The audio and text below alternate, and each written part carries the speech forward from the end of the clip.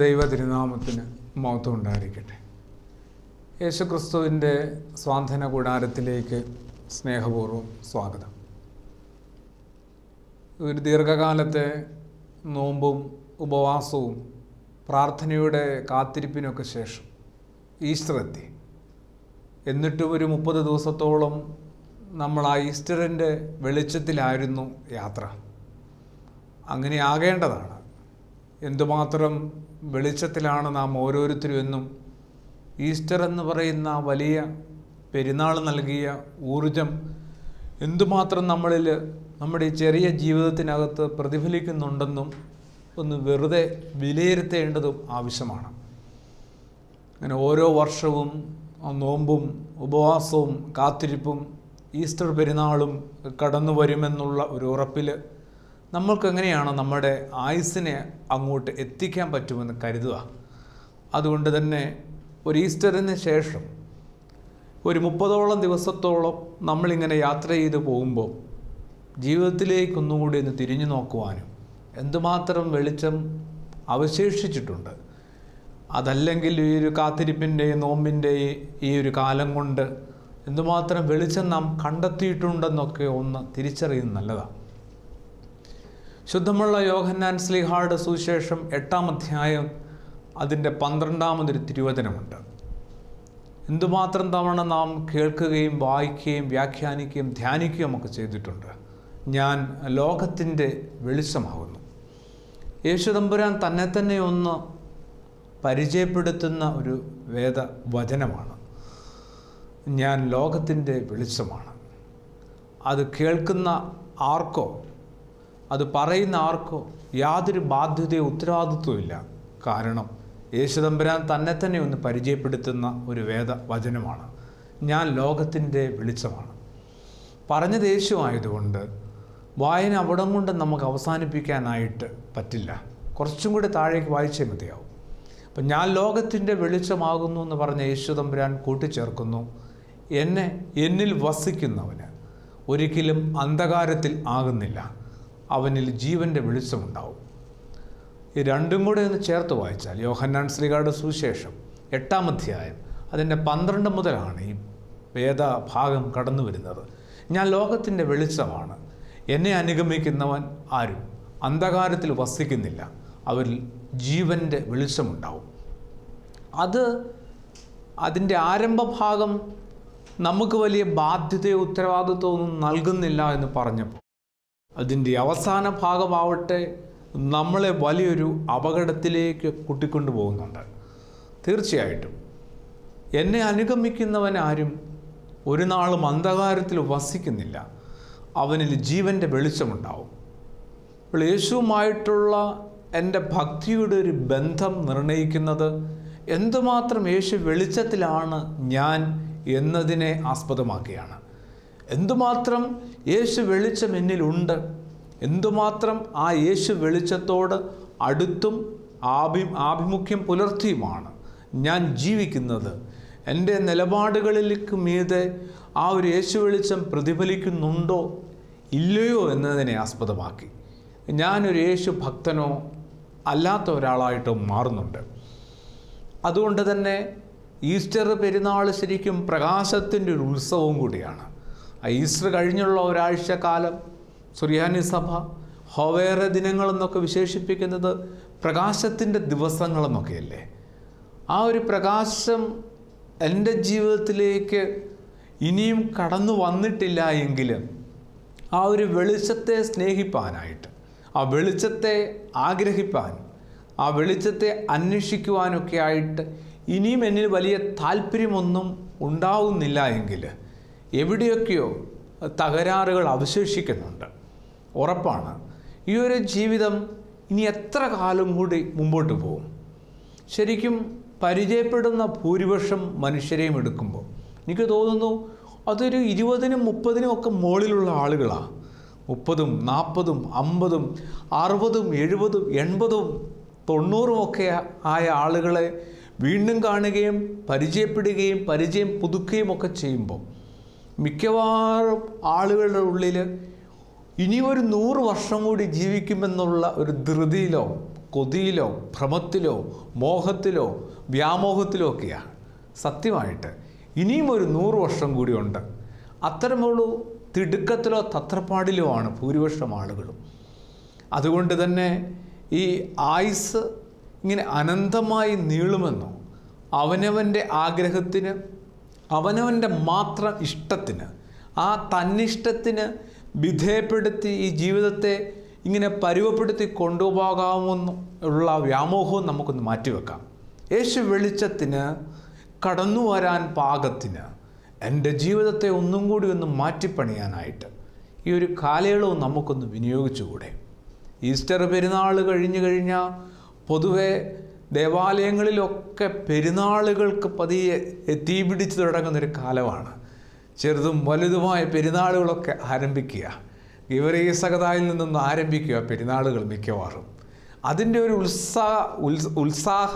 ഉത്സവ തിരക്കിലാണ് ഭൂരിപക്ഷം ഭക്തരും. ഈ പെരുന്നാളുകളും സത്യത്തിൽ കുറച്ചും കൂടി വെളിച്ചം ഓരോ ഭക്തരുടെയും സ്വകാര്യ ജീവിതത്തിനകത്തേക്ക് എത്തിക്കേണ്ടതാണ്. ആ ജീവിതത്തിന് ഇത്രയും നിഗൂഢതകൾ ആവശ്യമാണെന്നുകൂടി ആരായാനുള്ളതാണ് സത്യത്തിൽ ഓരോ പെരുന്നാളും. പെരുന്നാളുകളുടെയും പെരുന്നാളാണ് ശരിക്കും ഈസ്റ്റർ. ആ ഉയർപ്പ് പെരുന്നാൾ എന്നിൽ തന്നിരിക്കുന്ന വെളിച്ചത്തെ ഒന്നും കൂടി ഭംഗിയാക്കുവാനും പുതുക്കുവാനുമുള്ള ഒരവസരവും കാലവുമാണ് സത്യത്തിൽ ഈ കടന്നുപോയ ഈ 30ഓളം ദിനങ്ങൾ. എന്നിട്ടും ഈ ഒരു നന്മയുടെ ഒരു മഹിമയുള്ള ജീവിതമല്ല നമ്മളിൽ ആയിരിക്കുന്നതെങ്കിൽ ഒരു തിരുത്തലുകളൊക്കെ ആവശ്യമാണ്. കേടുപാടുകൾ ഒരുപാട് ഇനിയും ഈ ചെറിയ ജീവിതത്തിനകത്ത് അവശേഷിച്ചിട്ടുണ്ട്. ഓരോരുത്തരുടെയും സ്വകാര്യ ആത്മീയ മേഖലകളിൽ അവശേഷിച്ചിട്ടുണ്ടെന്ന് തിരിച്ചറിഞ്ഞ് ഒന്ന് വൃത്തിയാക്കിക്കൂടെ? അതുകൊണ്ട് തന്നെ ആ യേശു വെളിച്ചത്തിന് പ്രവേശിക്കുവാനായിട്ട് യോഗ്യമായ വിധത്തിൽ ജീവിതത്തെ ഒന്ന് നിർത്തുവാൻ നമുക്കൊന്ന് പരിശ്രമിക്കണ്ടേ? തീർച്ചയായിട്ടും ആവശ്യമാണ്. അസീസിയിലെ ഫ്രാൻസിസ് എന്ന് പറയുന്ന ലോകത്തിൻ്റെ തന്നെ ആ വലിയ വിശുദ്ധനെ ഓർമ്മപ്പെടുത്തിയൊരു കാര്യമുണ്ട്. എപ്പോഴും നീ സുവിശേഷം പ്രസംഗിക്കണം. എന്നെപ്പോലെയുള്ള ഒരാൾക്ക് എന്തൊരു ഊർജം തരുന്നൊരു കാര്യമാണ്. പക്ഷെ അതിനകത്ത് വലിയൊരു അപകടം ഉണ്ടായിരുന്നു.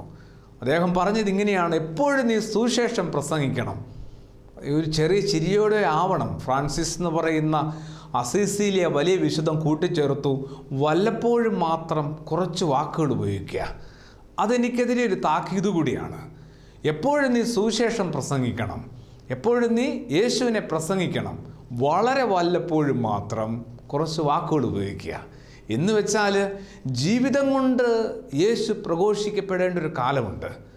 വാക്കിനപ്പുറത്ത് യേശുവിന് ചേരുന്ന വിധത്തിലുള്ള ജീവിതത്തെ സ്വന്തമാക്കാനായിട്ട് ഓരോരുത്തർക്കും ഒരു ക്ഷണമുണ്ട്.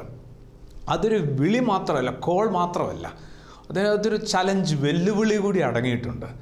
അതിന് നാം മുതിരുന്നുണ്ടോ എന്നുള്ളതാണ്. അതിനായിട്ടുള്ളൊരു ഊർജമായിരുന്നു സത്യത്തിൽ ഒരു നോമ്പുകാലവും തുടർന്നുള്ള ഈസ്റ്റർ പെരുന്നാളും ഓരോരുത്തർക്കും പകർന്നു നൽകിയത്. അപ്പോൾ യേശു വെളിച്ചത്തിന് കടന്നു വരാൻ പാകത്തിനുള്ള ഒരു ജീവിതത്തിനായിട്ടൊന്ന് ആഗ്രഹിക്കുകയും പ്രാർത്ഥിക്കുകയും ചെയ്യുക. എനിക്ക് തോന്നുന്നത് ഒരു തുടക്കമാണ്. യേശു വെളിച്ചത്തിന് കടന്നു വരുവാനായിട്ട് ഒരു പ്രാർത്ഥനയും ആഗ്രഹവും കാത്തിരിപ്പും ആവശ്യമാണ്. അതേ തുടർന്ന് സഭ സ്വർഗാരോഹണ പെരുന്നാളിലേക്ക് പ്രവേശിക്കുകയാണ്. ഒരു 40 ദിവസത്തിന് ശേഷം ആ 40ാം ദിനമെന്ന് പറയുന്നത് സ്വർഗാരോഹണ പെരുന്നാളും, തുടർന്ന് പിന്നെ വരുന്നൊരു 10 ദിവസക്കാലം പരിശുദ്ധാത്മാവിൻ്റെ ഒരു അഭിഷേകത്തിനുള്ളൊരു കാത്തിരിപ്പ് കൂടിയാണ്. കടന്നു വരുന്ന ആ ദിവസങ്ങളെ നമുക്ക് കുറേയും കൂടി അഴകുള്ളതാക്കി മാറ്റാം, കുറേ കൂടി ആഴമുള്ളതാക്കി മാറ്റാം. ജീവിതത്തിൽ ഇപ്പോൾ ഏർപ്പെടുന്ന പല കാര്യങ്ങൾക്കകത്തും വലിയ ഗൗരവമൊന്നുമില്ല. ആ അല്പസ്വല്പ സ്വസ്ഥതയോ സുഖമോ തരുന്ന കാര്യങ്ങൾക്കപ്പുറത്തേക്ക് ആത്യന്തികമായിട്ട് നമ്മുടെ ഉള്ളിലേക്ക് കടന്നു ചെന്ന് നമ്മളെ സൗഖ്യപ്പെടുത്തുന്ന അനുഭവങ്ങളൊന്നുമല്ല. തൊലിപ്പുറത്ത് നമ്മൾ തൂക്കുന്ന ഒരു ബാമാണത്. അതുകൊണ്ട് തൽക്കാല വേദനയ്ക്ക് ഒരു ശമനം കിട്ടുന്നതേ ഉള്ളൂ. ചില കാര്യങ്ങൾക്കകത്ത് ഒരു സർജറി ആവശ്യമാണെങ്കിൽ നമ്മളതിനെ നിന്നുകൊടുത്തേ മതിയാവും. ഒരു ആത്മീയ മേഖലയിൽ അത്തരം ചില ശസ്ത്രക്രിയകൾക്ക് കൂടി നമ്മളെ തന്നെ ഒന്ന് വിധേയപ്പെടുത്തണ്ടേ? ഈസ്റ്റർ പെരുന്നാൾ മുതലുള്ള പെന്തിക്കോസ്തി പെരുന്നാൾ വരെയുള്ള ഒരു 50 ദിവസക്കാലം അത്തരം ചില കാര്യങ്ങളെ ഓർമ്മപ്പെടുത്തുന്നുണ്ട്. ജീവിതത്തിൽ യേശു വെളിച്ചത്തിന് ഹിതകരമല്ലാത്ത കാര്യങ്ങളിലൂടെ നാം വ്യാപരിക്കുമ്പോൾ ഒരു ശുദ്ധീകരണത്തിനായിട്ട് നമുക്ക് നമ്മളെ തന്നെ ഒന്ന് പിടിച്ചു നിർത്തണ്ടേ? തീർച്ചയായിട്ടും. അപ്പോൾ യേശുവിൻ്റെ ആ വചനം ഒന്നും കൂടെ നമുക്കൊന്ന് ഓർത്താം. ഞാൻ ലോകത്തിൻ്റെ വെളിച്ചമാണ്, എന്നെ അനുഗമിക്കുന്നവനാരും അന്ധകാരത്തിൽ വസിക്കുന്നില്ല, അവനിൽ ജീവൻ്റെ വെളിച്ചമുണ്ടാവും. അപ്പോൾ വാക്കുകൾ കൊണ്ട്, ചില കർമ്മങ്ങൾ കൊണ്ട്, ചില അനുഷ്ഠാനങ്ങൾ കൊണ്ട്, ചില ഭക്തിയുടെ പ്രകടനങ്ങൾ കൊണ്ടൊക്കെ നമ്മൾ യേശുവിനെ അനുഗമിക്കുന്നവരാണെന്ന് തോന്നിപ്പിക്കുന്നുണ്ടാവാം. യഥാർത്ഥ യേശു ഭക്തനാണ് നാം ഓരോരുത്തരുമെങ്കിൽ ആ യേശു വെളിച്ചം നമ്മളുടെ ജീവിതത്തിൽ പ്രതിഫലിക്കണം. വലിയൊരളവിൽ അല്ല എങ്കിൽ പോലും വളരെ ചെറിയൊരു അളവിലെങ്കിലും. അപ്പോഴാണ് ജീവിതത്തിലേക്ക് കടന്നു വരുന്ന ചെറുതും വലുതുമായ പ്രലോഭനങ്ങളെ എതിർക്കുവാനുള്ള ശക്തി ആവശ്യമാണ്. ശരിക്കും യേശു പറഞ്ഞില്ലേ, പ്രാർത്ഥനയും ഉപവാസവും കൊണ്ടല്ലാതെ ചിലത് കീഴ്പ്പെടില്ല എന്ന്. ആ ഗെത്സമന തോട്ടത്തിലെ തമ്പുരാൻ്റെ പ്രാർത്ഥന അവസരത്തിൽ ഒപ്പമുള്ള പ്രിയപ്പെട്ട ശിഷ്യന്മാർ ഉറങ്ങിക്കൊണ്ടേയിരുന്നു. ഓരോ തവണ വന്ന് വിളിച്ചുണർത്തുമ്പോഴും ക്ഷീണം കൊണ്ട്, നിദ്രാവിവശരായിരുന്നതുകൊണ്ട് അവർ മയങ്ങിപ്പോവുകയാണ്. പക്ഷെ പറയുന്നത് അവർ ഓർത്തിട്ടില്ലായിരിക്കും. ഒരുപക്ഷെ കഠിനമായ പ്രാർത്ഥന കൊണ്ടല്ലാതെ ഈ ലോകത്തിൻ്റെ ചില പ്രലോഭനങ്ങൾ അതിജീവിപ്പാനായിട്ട് എങ്ങനെ ഒരാൾക്ക് സാധിക്കും? ലഭിച്ച യേശു വെളിച്ചത്തെ ഉള്ളിൻ്റെ ഉള്ളിൽ നിലനിർത്തുവാനും ആ വെളിച്ചത്തിന് ഹിതകരമാവും വിധം പ്രവർത്തിപ്പാനുമായിട്ട് എന്ത് പാടുപെടേണ്ടി വരും? അടുത്ത കാലത്ത് വായിച്ച മനോഹരമായൊരു പുസ്തകമാണ് ശാലോമിൻ്റെ തന്നെ എല്ലാമായ ബെന്നി സാറിൻ്റെ പ്രലോഭനങ്ങളെ വിട. അദ്ദേഹത്തിൻ്റെ ജീവചരിത്രമാണെന്നുള്ള അറിവിലാണത് വായിച്ചു തുടങ്ങിയത്. അത് ശാലോമിൻ്റെ കൂടി ജീവചരിത്രമാണ്. ഒരു ചെറിയ പല തുള്ളി പെരുവെള്ളം എന്ന് പറയുന്ന ആ ഒരു പഴഞ്ചൊല്ല് എന്തുമാത്രം ഭംഗിയുള്ളതാണ്, എന്തുമാത്രം അഴകും ആഴമുള്ളതാണെന്ന് വായിച്ചു പോകുമ്പോൾ മനസ്സിലാവുന്നുണ്ട്. ആ പുസ്തകം എനിക്ക് തോന്നുന്നു ഈ ദിവസങ്ങളിലൊന്ന് വായിക്കുന്ന നല്ലതാണ്. പരിശുദ്ധാത്മാവിൻ്റെ അഭിഷേക തിരുനാളായ പെന്തിക്കോസ്തിലേക്ക് സഭയും സമൂഹവും ഇടവകകളും ഓരോ കുടുംബവും വ്യക്തിയും എത്തിച്ചേരുമ്പോൾ എല്ലാവരും ഒരു വ്യക്തിപരമായൊരു ശുദ്ധീകരണത്തിന് വേണ്ടി ഒന്ന് തയ്യാറെടുക്കേണ്ടതാണ്. തീർച്ചയായിട്ടും ജീവിതത്തിൽ ഇത്രയും കനപ്പെട്ട ഒരു പ്രാർത്ഥന ആവശ്യമാണ്. ചെറുതും വലുതുമായ നിരവധി പ്രലോഭനങ്ങളിലേക്ക് വീണുപോകാനായിട്ട് സാധ്യതകളും ക്ഷണങ്ങളും ഉള്ളപ്പോൾ ഒന്ന് മാറി നിൽക്കുവാനും മറികടക്കുവാനും പ്രതിരോധിക്കുവാനും ഒക്കെയായിട്ട് കുറേ കൂടി ശക്തി ആവശ്യമാണ്.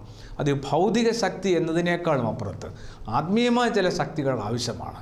അങ്ങനെയാണ് ആ പ്രലോഭനങ്ങളെ വിട എന്ന് പറയുന്ന പുസ്തകം പോലും ഒരു നല്ല സുവിശേഷമായിട്ട് ഇക്കാലത്ത് വായനക്കാർക്ക് മാറേണ്ടത്.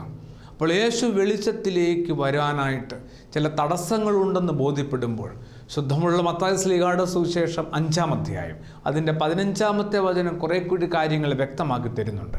വിളക്ക് കത്തിച്ചിട്ടാരും പറ കൊണ്ട് മൂടാറില്ല, വിളക്ക് കത്തിച്ചാരും പറയുടെ കീഴിൽ വെക്കാറില്ല, അത് വിളക്ക് തണ്ടിന്മേൽ അത്രേ വെക്കുന്നത്.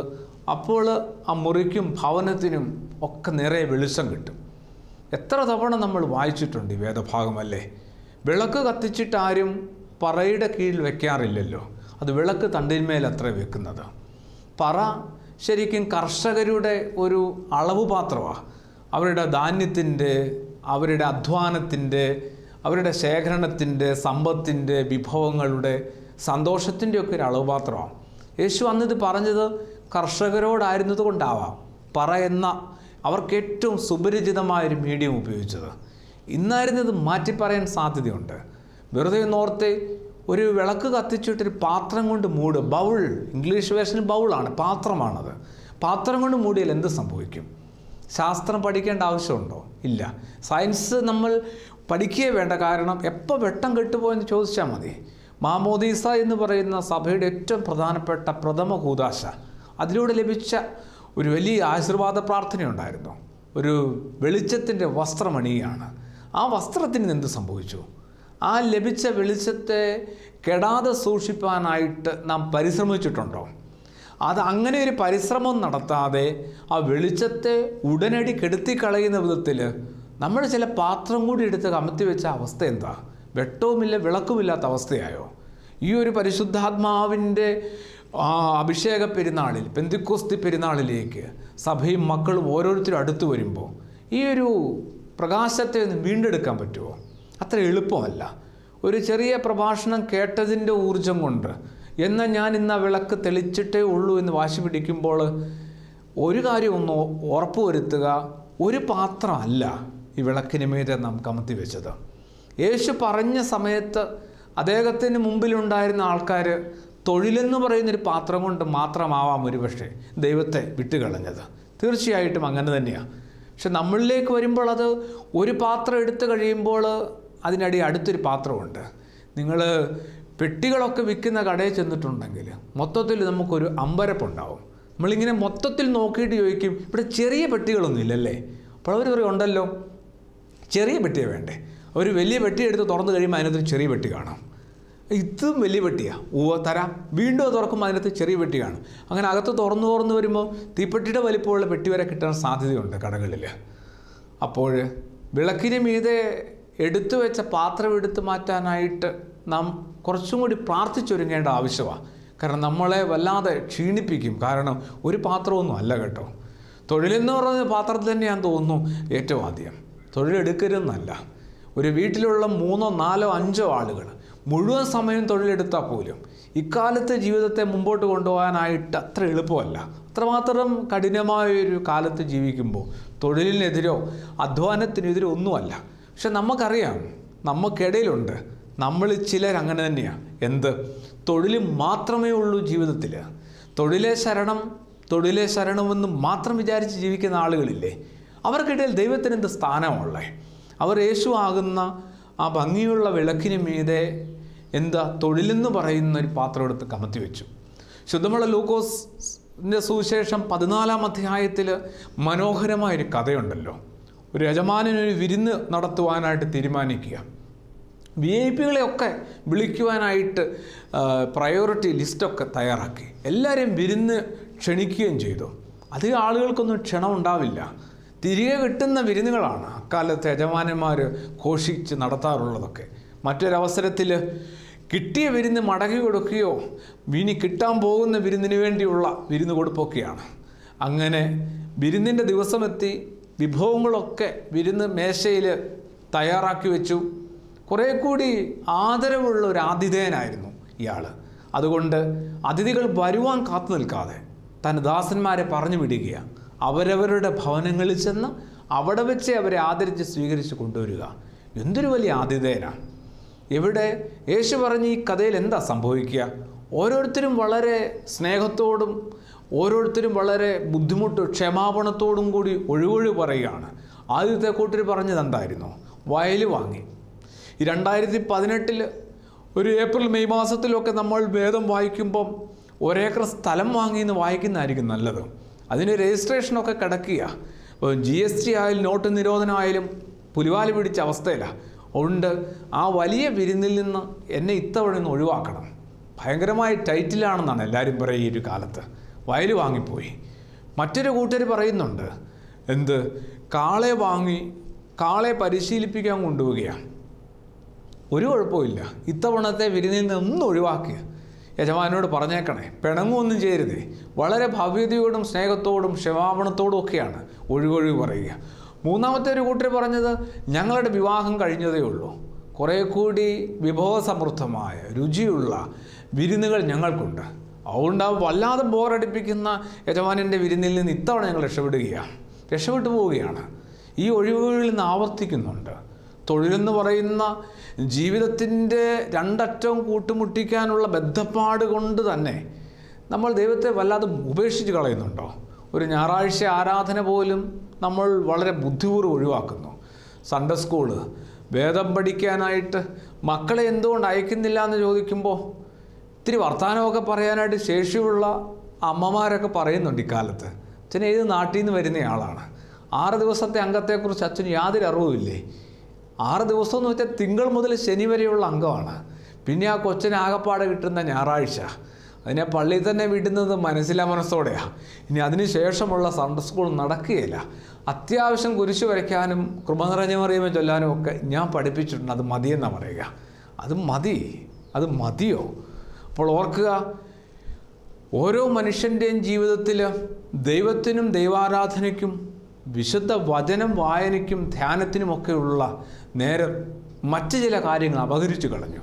എന്നിട്ട് ജീവിതത്തിൻ്റെ ബുദ്ധിമുട്ടും പ്രയാസം കൊണ്ടാണെന്നും നമ്മൾ പറഞ്ഞു വെക്കുക.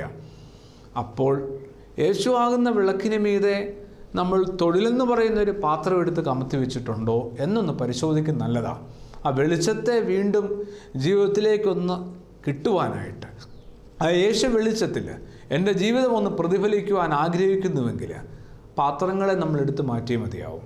രണ്ടാമത്തെ പാത്രം ഒരുപക്ഷെ വിദ്യാർത്ഥികളുടെയെങ്കിലും ജീവിതത്തിൽ അത് പഠനമാണ്.